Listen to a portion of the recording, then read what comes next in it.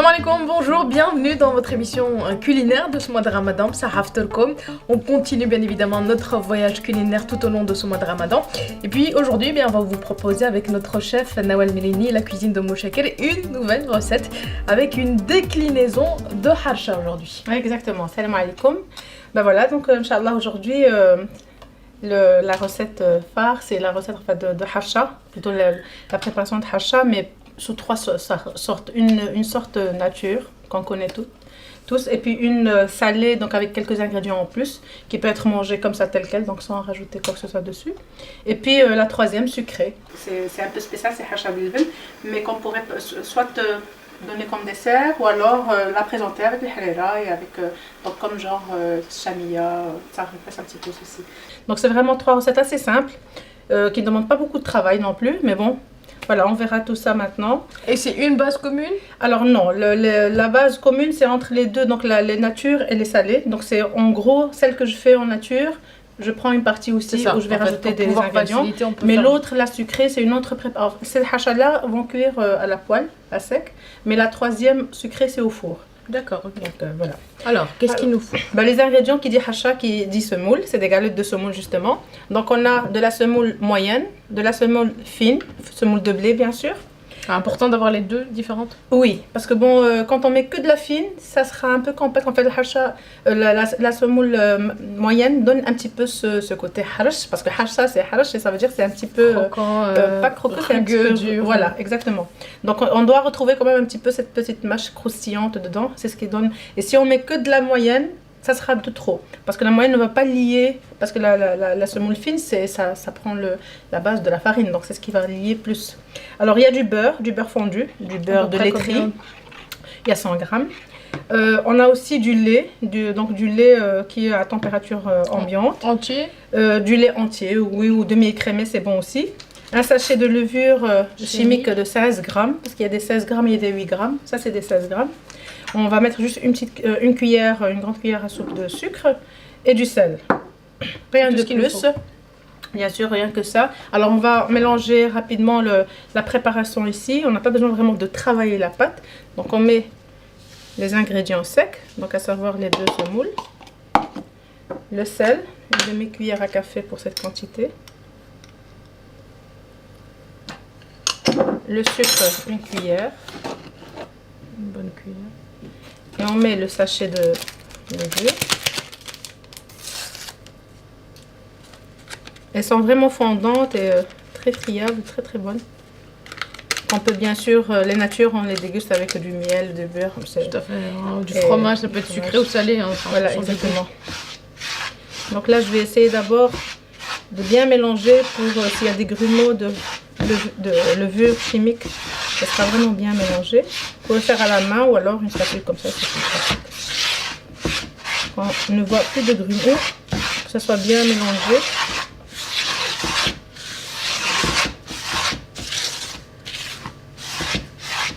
Et une fois que on voit que voilà, c'est bien homogène, là on va rajouter les liquides. Dans les liquides, donc il y a le... Comment ça, le beurre? Le beurre. 100 grammes donc fondu. Au micro-ondes? Oui, au micro-ondes. Il ne faut pas le faire bouillir. C'est vraiment... En fait, moi, ce que je fais, c'est que je fais fondre. Même s'il y a encore un morceau de beurre qu'on voit encore mou, je m'arrête et je mélange. Comme ça, la chaleur de ce qui est déjà fondu fait fondre le reste. Parce que quand ça bouillit, c'est pas forcément ce qu'on recherche. Donc là, je vais un petit peu mélanger. Voilà. Et je rajoute le lait.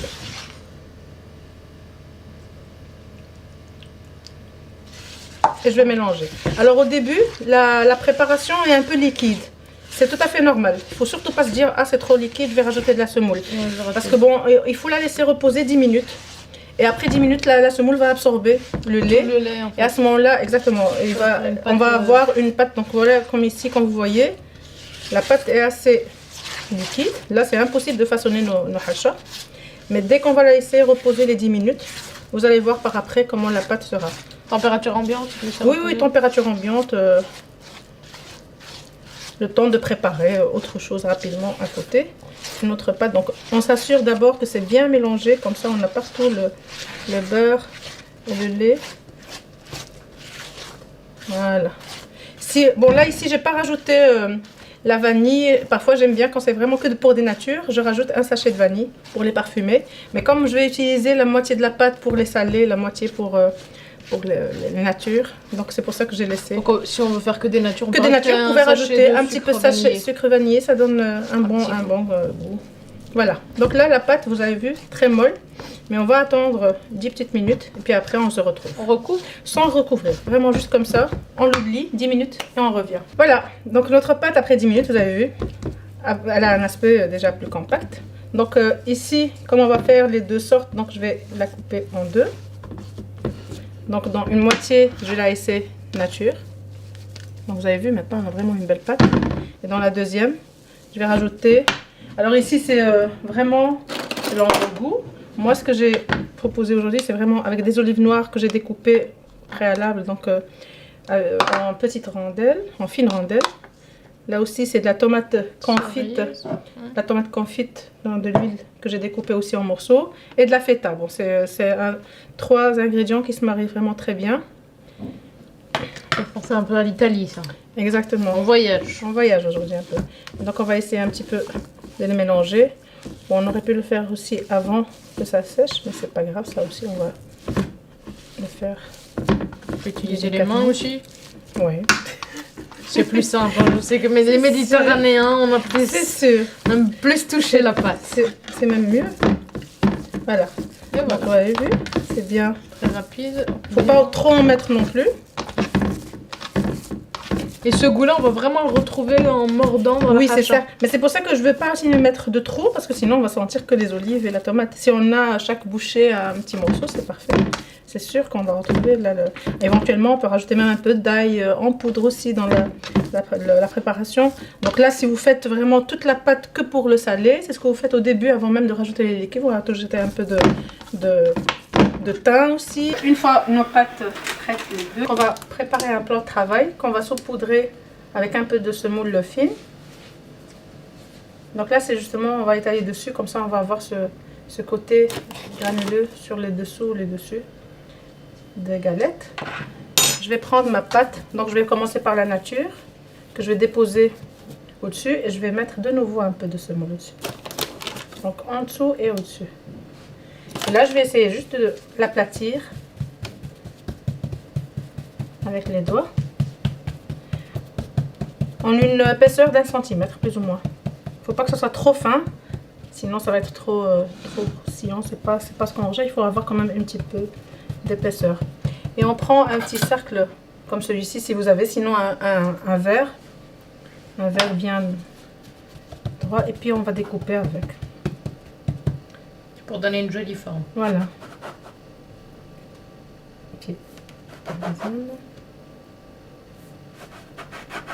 Donc on prépare la poêle qui est à feu moyen. Il ne faut pas faire un feu très très fort parce que sinon ça va vite colorer alors que c'est pas très bien cuit à l'intérieur. Donc là on dépose nos petites galettes.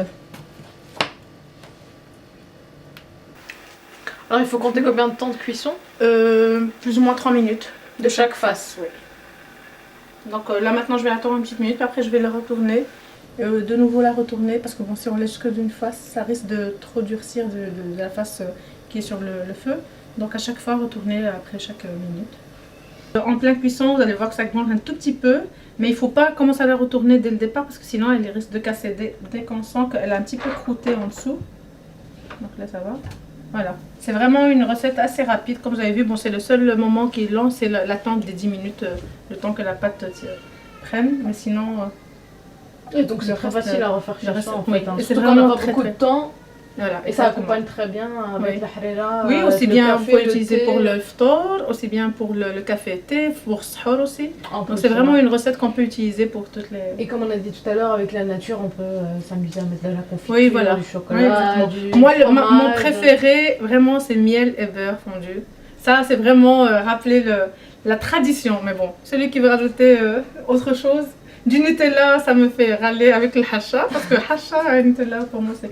Mais bon, bref, bien sûr, c'est au goût de chacun. Mais c'est vrai que surtout au ramadan, c'est miel avec du beurre et tout, c'est vraiment... Et là, même le jour de l'Aïd, Inch'Allah, le petit déjeuner de l'Aïd, c'est aussi une bonne recette à préparer pour le ftar de l'Aïd. Là, Voilà, encore un petit peu. Attends juste un petit peu et puis elles seront prêtes. Et on passera à la cuisson des salés. Elle est retournée qu'une seule fois, donc là, bon, on a retourné, puis maintenant je vais attendre parce que comme ça a déjà cuit de ce côté-ci, je vais pas les retourner de nouveau. Mais le mieux, c'est vraiment faire par exemple 2 minutes, puis 2 minutes, puis 1 minute et 1 minute. Mais il faut pas vraiment faire trop vite parce qu'on risque d'avoir la croûte et puis le au feu milieu. toujours moyen. Moyen, oui, moyen. Parce que si on le fait très doux, de nouveau, ça va sécher le temps, ça va prendre beaucoup plus de temps de cuisson et les galettes vont être dures à la fin. Si c'est trop fort, de nouveau, vont très colorés, à l'intérieur va rester cru. Donc c'est pour ça qu'il faut vraiment rester sur un feu moyen. Et voilà, vous avez vu, c'est vraiment à cuisson à sec, il ne faut rien rajouter sur la poêle. Parce que justement, avec la semoule qu'on a mise avant d'étaler, on le sent ici, si tu touches, c'est une croûte croustillante qui va être justement croustillante, qui est faite avec cette semoule-là de haut en bas. Donc c'est vraiment, voilà, nos galettes sont déjà prêtes. Coloration parfaite. Et là, bon, on va cuire bien sûr les salés de la même façon. Maintenant, c'est notre pâte salée. Donc de nouveau la même chose, une petite croûte de semoule au-dessus et en dessous. Donc là, on va aplatir. Donc là, vraiment, la semoule, c'est aussi bien pour que ça n'accroche pas à la poêle et pour avoir ce croquant dessus. Donc là, on va aplatir à 1 cm d'épaisseur.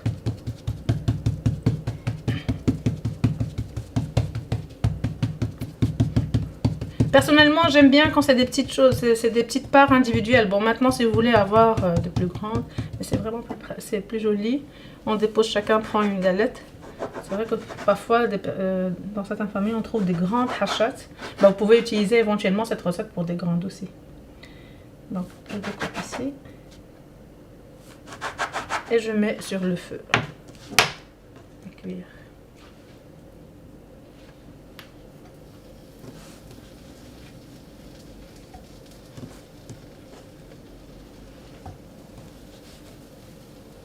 Voilà. Et là, essayez de ne pas trop travailler les chutes parce que sinon vous allez incorporer la semoule. Moi j'essaie juste de les rapprocher comme ceci.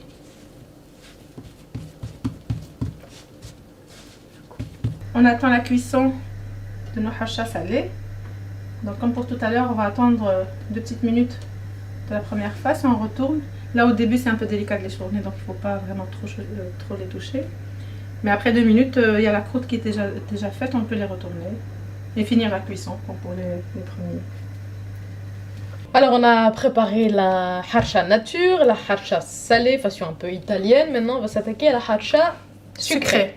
Et c'est une hacha un peu spéciale. Bon, ça s'appelle hacha bilben, donc c'est avec du lben, donc du lait battu. Mais on le sent vraiment pas après cuisson. Donc n'hésitez pas à le faire. Pour certaines sont un petit peu réticentes quand ils entendent hacha bilben. Mais c'est vraiment en fait le lben, comme c'est un peu fermenté, c'est du lait fermenté, ça donne vraiment une texture plus fondante à cette hacha. Quand cuit au four, donc c'est entre hacha et gâteau semoule, c'est vraiment très spécial. Donc on commence par mettre tous les ingrédients secs. Donc bon, là on a la semoule. J'ai utilisé la semoule fine. Donc 400 grammes, vous pouvez mettre moitié-moitié, sans problème. Je rajoute aussi de la poudre d'amande. Donc là, c'est pas obligatoire, on peut faire qu'avec de la semoule. Mais bon, rajouter de l'amande, ça donne un bon parfum aussi et de la bonne texture. 100 grammes. Hein. Oui, 100 grammes. Donc là, je rajoute, j'ai 3 cuillères à soupe de sucre. Donc on met pas beaucoup de sucre parce qu'après la cuisson, on va arroser de miel. Donc si on met trop de sucre, on n'a pas besoin de rajouter beaucoup, oui. Donc là, du sel, plus ou moins une demi-cuillère à café. Toujours, je le dis, le sel rehausse le sucré. Donc même si c'est un gâteau, il faut rajouter un peu. Donc là, j'ai aussi de la levure chimique de sachet, des sachets de 16 grammes. Ça permet d'avoir vraiment des gâteaux aérés, assez légers, parce que ça gonfle bien à la cuisson. Ce sera pas la même cuisson que... Ça c'est vraiment dans un moule, on met dans un moule dans le four et ça cuit comme si on fait cuire un gâteau. Ah oui d'accord, donc ce sera une seule préparation, ce ne sera pas des petites hachas. Non, c'est vraiment, moi je vais faire dans un moule avec des portions individuelles. Et bon, vous pouvez le faire aussi dans un grand. Façon gâteau. Exactement. Donc là je mélange d'abord les ingrédients secs. De nouveau pour enlever.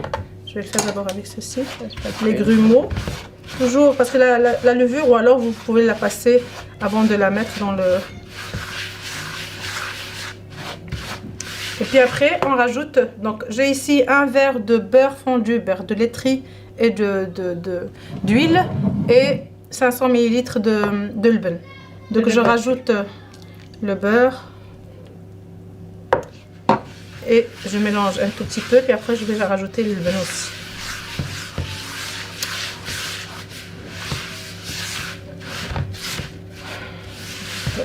Donc là je rajoute le lben.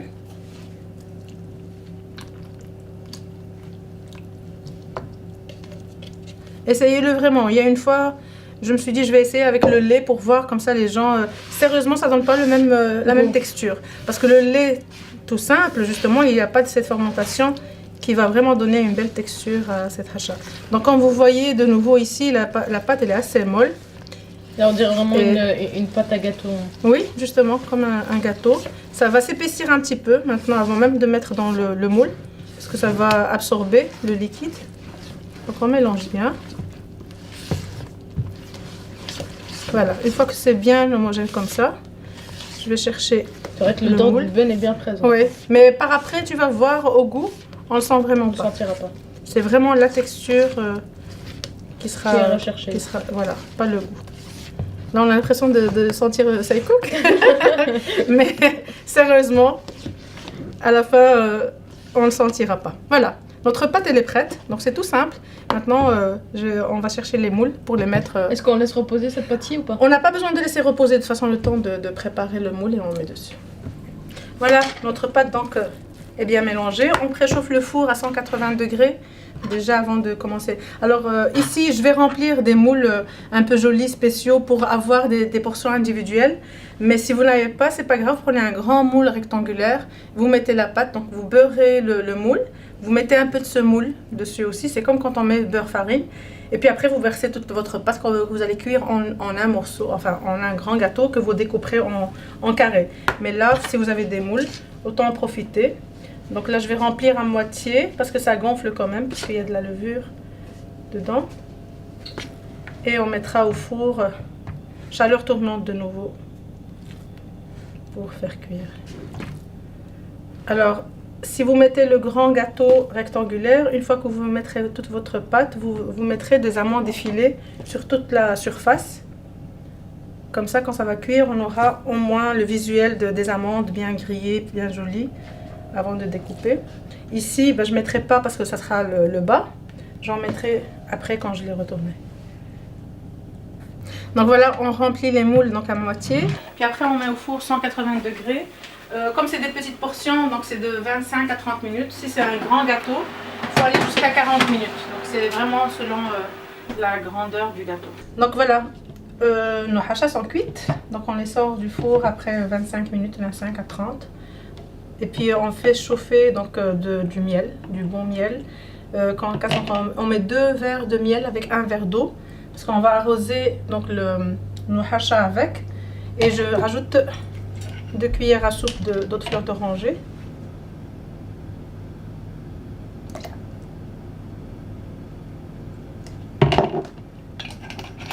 Donc je mélange. Et avec ça, on va assaisonner les... On va verser une bonne... jusqu'à 3-4 cuillères à soupe. Parce que bon, la semoule est sèche, donc elle va vraiment bien absorber. Ça fait penser un peu au gâteau Shamia. Oui. On a l'impression que c'est un Plus peu ou moins. Ça même ressemble à ce style. que j'ai dit au début, justement, c'est un petit peu ça. Il y a certains qui appellent ça basboussa, je crois. Oui, tout à fait, basboussa. Oui. Mais on aura, Inch'Allah, une autre recette dans les jours qui suivent de shamia avec de la noix de coco. C'est très très très bon. C'est pour casser, au lieu de mettre de l'amande, ça va être avec noix de coco, ce moule, qui donne vraiment un très bon goût. Il y aura des parfums un petit peu de Syrie et autres avec la cardamome et des trucs comme ça, vraiment très très sympa. Pour vraiment rappeler, parce qu'à la base c'est un gâteau syrien le shamia. Voilà, exactement. Donc là, pour faire plaisir aussi à nos techniciens. Ah, ben voilà. Qui sont originaires de là-bas. Ben donc on pense un peu à tout le monde. Donc là je rajoute le miel. N'hésitez pas à en mettre parce que bon, c'est vraiment meilleur quand c'est bien arrosé. Comme vous avez vu dans la pâte en elle-même, j'ai pas mis beaucoup de sucre pour que justement ça, on puisse rajouter plus de miel après. Donc à la base, c'est pas un gâteau sucré. Donc le sirop va lui donner ce côté gourmand et sucré. Et justement, il sera pas sec quand on rajoutera le miel. Voilà. Alors, je vais rajouter déjà encore un petit peu ici. Parce que vous avez vu, il a déjà absorbé le reste. Voilà. Là, normalement, il faut attendre plus ou moins que ça refroidisse. Une dizaine de minutes, même plus. Plus ça refroidit, plus ça va vraiment bien absorber. Et après, on démoule et on sert. Voilà donc les déclinaisons de harsha. On vous a proposé avec Nawel une harsha nature, Oui. une plutôt Salée. avec de la feta, de L'olive, des tomates confites. et des tomates confites. Et puis la harsha sucrée avec deux présentations à la fois. Individuelles ou alors en grand gâteau. Voilà, donc ça peut Familial. accompagner vraiment le thé, le café. Ça, c'est vraiment... vraiment. C'est vraiment l'idéal. Vous pouvez la goûter, vous allez vraiment aimer. Et de nouveau, je rappelle, tu goûteras et tu me diras vous goûterez. On sent pas vraiment le bun, c'est vraiment la texture qui est bien fondante après. Et bsha wa raha. À vous de jouer, ça haftarkom et à demain, Inch'Allah.